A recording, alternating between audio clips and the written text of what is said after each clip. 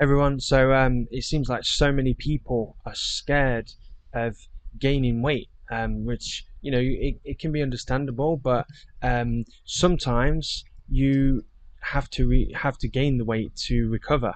There's so many people out there. I would say mainly women, but there is a lot of men as well, especially in the bodybuilding community, who are literally at a point now where they're eating this is women I'm talking about now, are eating maybe like 1,000 calories a day and things like that. There's YouTubers out there who are promoting this, and using like little sneaky ways to kind of get away with it and not completely lose their sanity by just eating like tiny little meals, by like stuffing in vegetables and things instead, so that they can like pad the stomach out, so that they kind of get like a feeling of satiation, but really it's like just fodder, in the stomach.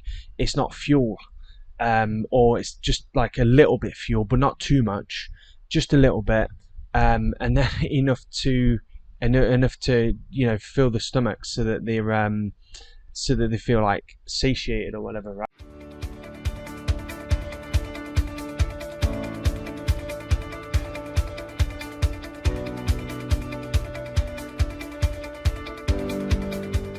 Right, but there's too much of this going on, and I think to myself that if these people would just be patient, and instead of wanting a bikini body or whatever, or I've got to lose those last 10 pounds, instead of wanting that like now or in 7 days, or before the trip. Well, I suppose no one's really going on holiday at the moment, but back in the day, people were saying, oh no, I've waited to the last minute and I'm going to I'm going to a beach somewhere in like 3 weeks time, and oh no, I've got like 10 pounds to lose and I'm never going to fit in this bikini, blah blah blah. So instead of doing something, obviously in these kind of cases it's not practical for people because they wait to the last minute, so then they end up doing a band-aid diet, which is basically a calorie restriction diet. So maybe they're eating 2,000 something calories normally of like standard American diet food, and then suddenly they're eating like 1,200 calories, and they lose the weight, and at the time they feel great because the body goes into kind of like a running off the adrenals, where they're essentially kind of almost like high, and basically running off the adrenals, so they kind of get this like high feeling. I've even had people comment to me on my channel saying, oh, I'm eating one meal a day, and I'm cycling, I'm running, I'm going to the gym, I'm doing this, I'm doing that, and I feel great. And I think to myself, that feeling of greatness is short-lived. You're not going to feel like that for long. It's just kind of like how you feel tired and then you have a coffee and it's like boom, right? You suddenly feel awake. Or if someone was to get a shot of adrenaline and stab it into your heart, and you were in the middle of sleeping, you'd wake up suddenly, and you'd be wanting to run around the room, right? It's just exactly the same kind of thing. Your body, you have to think of it like this: it's a survival mechanism. So if we were in nature and we got to the point where we were hungry and our body didn't have much energy and there wasn't like much blood sugar in our blood, we would have to essentially we can't just like go down and down and down and then just crawl and sleep and then die of hunger, right? Our body needs to kind of bring in these emergency measures. Like adrenaline is one of these emergency measures, so it will put our adrenals will produce a adrenaline kind of fluid into our blood, and then what that will do is it will kind of like make us almost feel like we've just eaten and give us kind of like this like false energy, which is really actually toxic as well, and it's also toxic for the liver.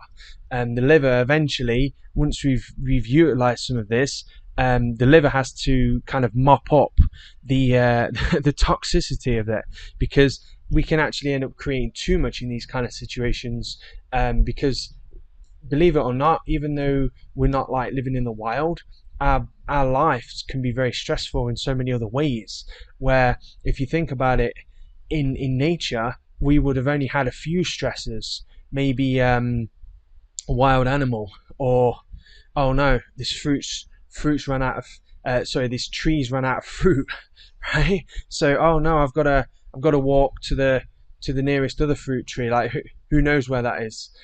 So you'd have little stresses like that. But then the rest of the day you'd probably be just like chilling, eating fruit, and until you literally like you know was super tired and like I just want to like relax, and you probably just sleep under a tree and whatever, right? So that's how it would have been. Whereas now we've got these stresses, we've got like online, we're watching shows like horror movies and things like that, and our minds kind of seeing all these like shocking images, or even playing like a video game or whatever. Our mind's seeing all these shocking images, and our brain can't really tell the difference. So it's thinking, oh shit, we're in this like horror movie right now, and we've got a man with a chainsaw chasing after us. So this is why when people watch horror movies, they get scared, or the heart beats or fast or whatever, because our eyes see these pictures, and it doesn't know that we're not in it. Of course, our conscious mind is like, yeah, we're just sat here relaxing watching this, but our actual brain is kind of like, wait a minute, we're in this like horrible situation. We've got to produce adrenaline, to give us like superhuman strength and speed and agility and thoughts and whatever, so we can bam get out of this situation. So yeah, that's essentially what people go through in these kind of stages, where they have they fast or whatever, and it's false energy. So for these diets that people do, where it's like 2 weeks or 3 weeks or whatever, for sure it's not gonna be the end of the world, but these things have a compounding effect. 2 weeks here, 2 weeks there, and then for sure you go on your holiday, and you're not restricting on your holiday, right? So then you come back and it's like, whew, I lost 10 pounds, and there's 2 3 weeks before, but it's like you come back and then it's like, wow, you're weighing 15 pounds more, so your body's gained, or maybe 12, whatever, right? Your body's gained the weight back plus interest. And obviously, depending on your lifestyle, the stresses and things like that go on, your body can always end up gaining more. So I think I'd love to see people, especially people who aren't necessarily looking for a quick before holiday fix. People on YouTube, people like High Carb Hannah, and there's this other girl called, she's no one really, but she's just starting out, but she's obviously picking up because she's getting all the shout-outs by High Carb Hannah. So this Chelsea May or something like that she's called, and she's on about like restriction, and she's like, oh, look at my skinny little body, and she's she's even got kids. I'd hate to be her husband, I really would.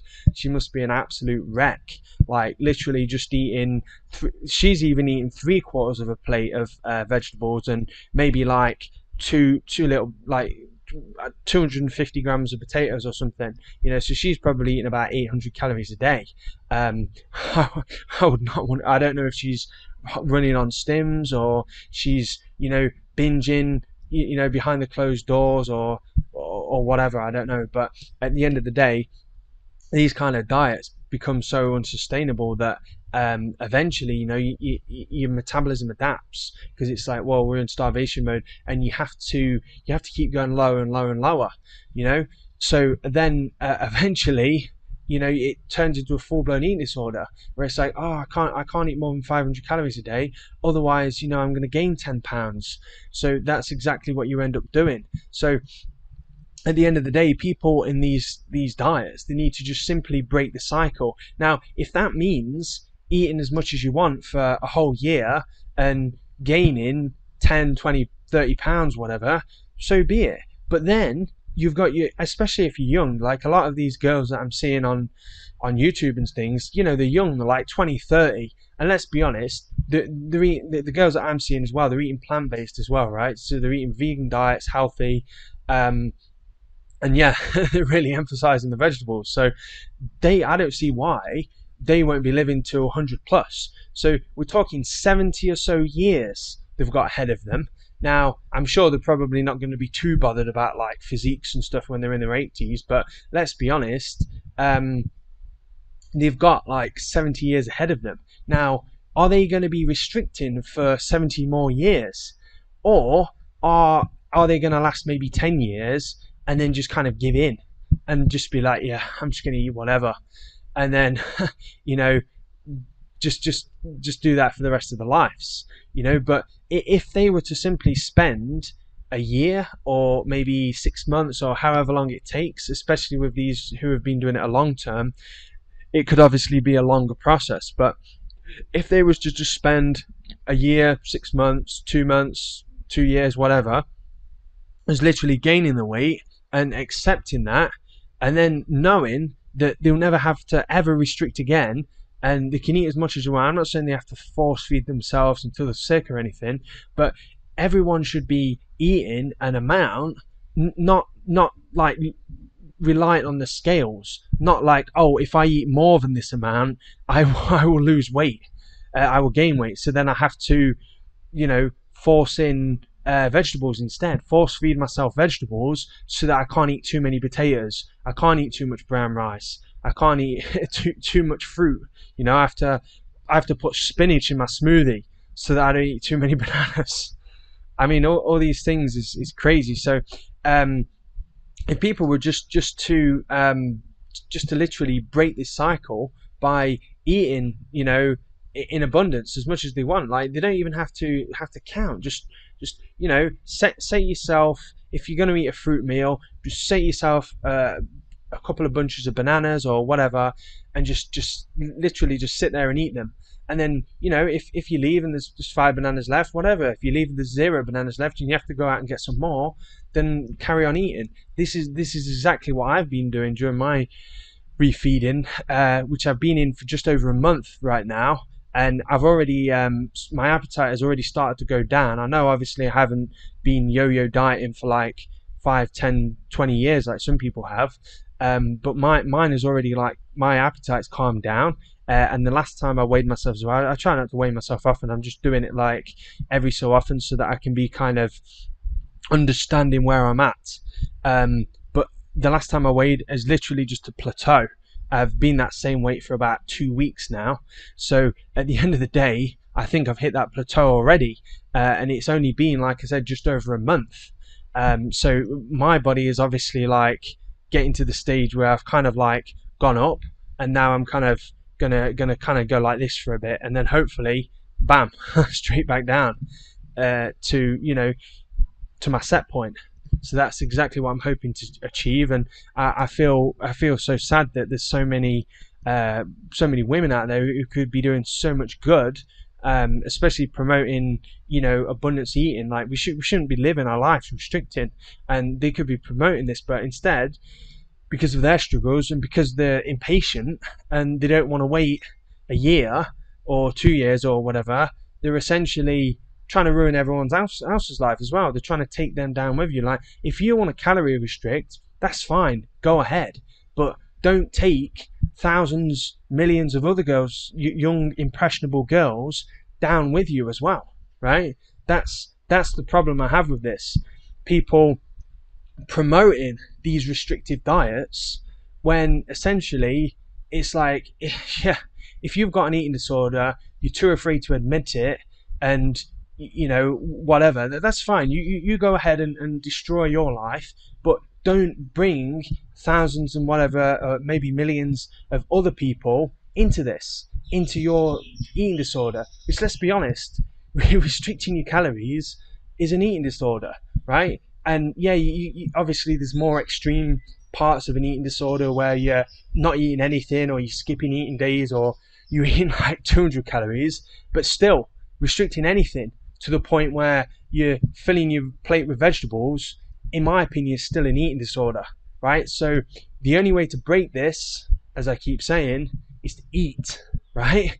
Eat until you're, and I don't mean eat vegetables or eat watermelon, you know, just vitamin and mineral rich foods. I mean, eat fuel, right? I'm not saying don't eat vegetables, of course, you know, have your vegetables as a topping, things like that. But at the end of the day, vegetables aren't fuel. We're not gorillas. We're not meant to just sit there and eat and eat and eat on salad. Pounds, kilograms of salad and broccoli and things like that. We're not designed to. We're designed to eat. I mean, if you look at the size of our stomachs are designed really to probably eat 3/4 from a fuel source, a starch, a fruit or whatever, and then maybe a quarter from a vegetable or a calorie dilute source. So yeah, that's my thoughts on that. Let me know your thoughts in the comments. If you have any thoughts on this, give this video a like if you like it, and I'll see you in the next video, everyone.